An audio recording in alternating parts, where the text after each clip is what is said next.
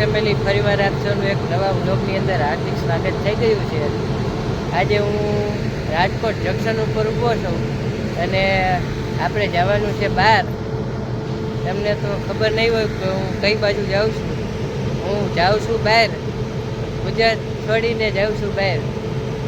થોડાક 5 દિવસ માટે ગુજરાત છોડીને બહાર જવાનો છો, તો કન્ટિન્યુ બ્લોગમાં બન્યા રહેજો. હાલ આપણે રાજકોટ જંકશન ઉપર ઊભો છું, અહીંથી જવાનું છું બહાર.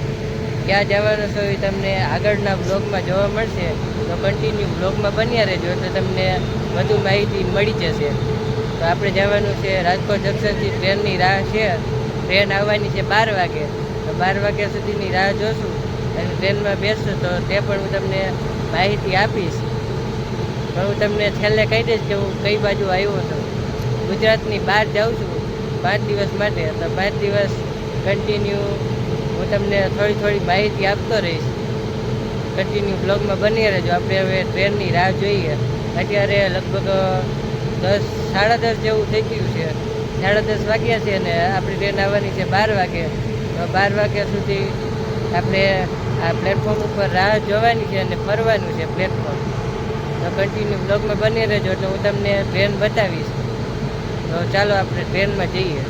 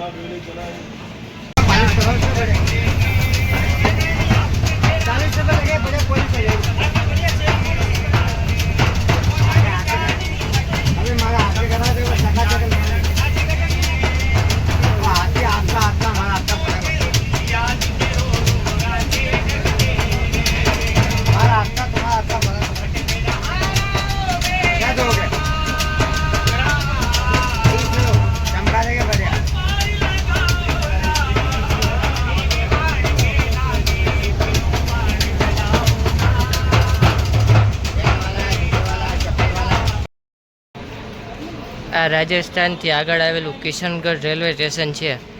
આપ જોઈ શકો છો કે આગળ તમને પ્લેટફોર્મ ઉપર કિશનગઢ રેલવે સ્ટેશન નજરે આવી રહ્યું છે. આ જગ્યા ઉપર એક અદ્ભુત વસ્તુ આવેલી છે, હું તમને બતાવું. એ છે આ પ્લાસ્ટિકની બોટલનું બચત કરવાનું મશીન. આની અંદર બોટલનું સેવિંગ થાય છે. જ્યારે પ્લાસ્ટિકની પાણીની બોટલ આપણે પી લઈ પછી આ રહ્યું ને આમાં આમ કરીને એની અંદર નાખી દેવાની બોટલ, એટલે હે ને આમાં થઈ જાય સેવિંગ.